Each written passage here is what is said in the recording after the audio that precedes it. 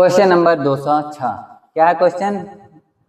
पहले 7 अभाज्य संख्याओं का परास ज्ञात कीजिए। परास क्या होता है? इंग्लिश में इसको रेंज कहते हैं, लेकिन ये होता क्या है तो 1 मिनट में समझ में आएगा। बहुत ही सिंपल सी चीज है। सबसे पहले 7 अभाज्य संख्याएं तो हम लिख लें।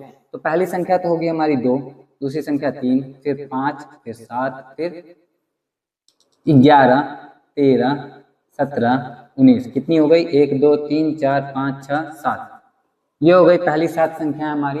परास का मतलब, रेंज का मतलब कि इसकी रेंज कहाँ से कहाँ तक गई हुई है। तो रेंज पता करने के लिए सिंपली आप 17 में से 2 घटा दो, आगे हमारा कितना?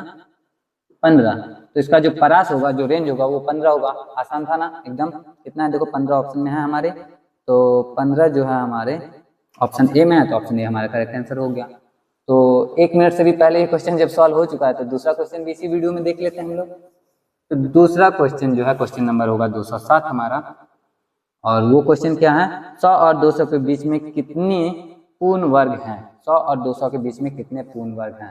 ऐसे तो याद रहना चाहिए था, लेकिन मुझे भी नहीं याद है, तो चलो देख लेते हैं कितने होंगे। तो सबसे पहला पूर्ण वर्ग 100 और 200 के बीच की बात कर रहे हैं ना, तो ज्यादा नहीं होंगे, ये बात तो सर्टेन है। लेकिन देख लो, 11 होता है हमारा 121, 12 का 144, 13 का 169, 14 का 196।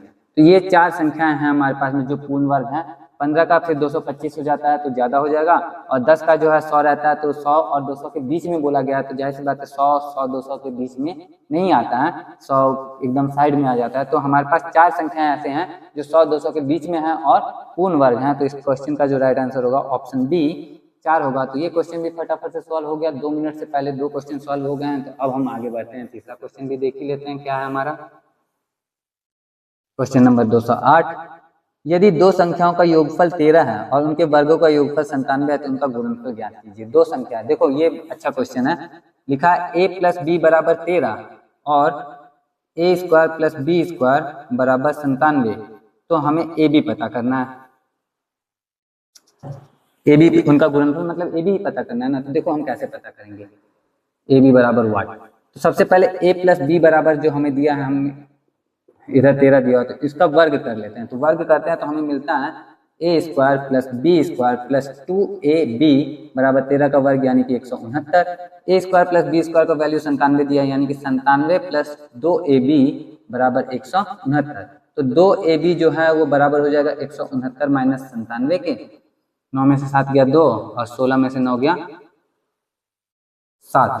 तो 2ab जो है वो बराबर है 72 के। तो ए बी बराबर हो जाएगा हमारा 72/2 यानी कि 36 के। तो 2 संख्याओं का जो गुणनफल है वो होगा 36। 36 हमारे कौन से ऑप्शन में है देख लो एक बार। क्वेश्चन नंबर 208, 36 हमारे ऑप्शन डी में है, तो ऑप्शन डी हमारा करेक्ट आंसर हो गया। और यहाँ पे तीसरा मिनट होते होते 3 क्वेश्चन खत्म हो गया। चलो चौथा भी देख ही लेते हैं, क्योंकि वीडियो जब पेस में है, अच्छे खासे मोमेंटम बना हुआ है, तो बना दो भाई, क्या जाता है। Question number 209। क्वेश्चन नंबर 209 है, 3 क्रमागत विषम संख्याओं का योग इनमें से पहली संख्या से 20 अधिक है, इनमें से सबसे बड़ी संख्या ज्ञात कीजिए। 3 क्रमागत विषम संख्याओं की बात कर रहा है। ये इस तरह का क्वेश्चन हमने पहले के वीडियो में देखा है। तो पहली विषम संख्या हम क्या मानते हैं? तो पहले हम विषम संख्या 2x, अगर देखो x हम विषम संख्या क्यों नहीं मान सकते? क्योंकि x का वैल्यू अगर 0 आ गया तो विषम संख्या नहीं है, x का वैल्यू 2 आ गया तो भी विषम संख्या नहीं है। तो x को हम विषम संख्या नहीं कंसीडर कर सकते, मान नहीं सकते। विषम संख्या मानने के लिए हम इसको 2x अगर कर दें तब तो x का वैल्यू कुछ भी आएगा, ये हमेशा क्या होगा? सम संख्या होगा। तो हम 2x - 1 या 2x + 1 कर दें, तो ये हो गया हमारा क्या है? 2x + 1 लिख लेते हैं। तो ये प्रॉपर हमारा क्या हो गया? एक विषम संख्या हो गया। तो ये हमने पहली विषम संख्या मानी। तो दूसरी विषम संख्या जो होगी वो हो जाएगी हमारी 2x + 3। तीसरी विषम संख्या जो होगी 2x + 5 हो जाएगी। हमारे पास में 3 विषम संख्याएं आ चुकी हैं जो कि क्रमागत हैं, 3 क्रमागत विषम संख्याएं हैं।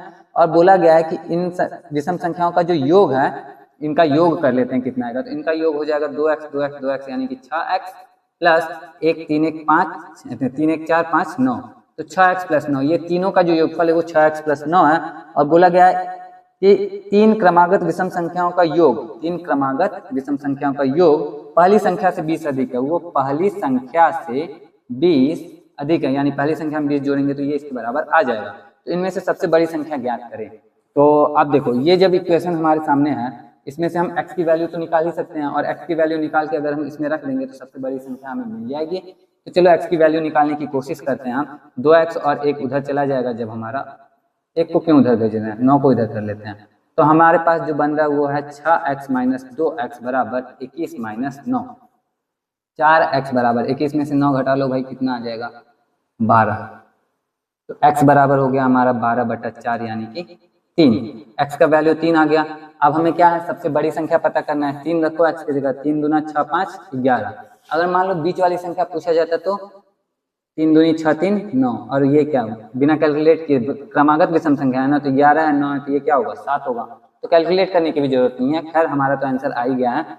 देख लेते हैं 11 हमारे कौन से ऑप्शन में है, तो ऑप्शन बी में है 11 हमारा राइट आंसर, और क्वेश्चन सॉल्व हो गया हमारा। तो शायद 3-4 क्वेश्चन सॉल्व हो गए ना हमारे। चलो कोई बात नहीं, हो गए। तो आज के वीडियो के लिए इतने रखते हैं। उम्मीद करता हूँ ये वीडियो आपके लिए हेल्पफुल रहे। अगर आपको लगता है कि वीडियो आपके लिए हेल्पफुल है, आपको कुछ सीखने को मिला इस वीडियो से, तो कमेंट करके बताना मुझे। बाकी सिर्फ लाइक भी कर दोगे तो चलेगा। आज के वीडियो के लिए इतने रखता हूँ मैं, मिलता हूँ आपसे नेक्स्ट वीडियो में। तब तक अपना ख्याल रखना, अच्छे से पढ़ाई करते रहना। जय हिंद।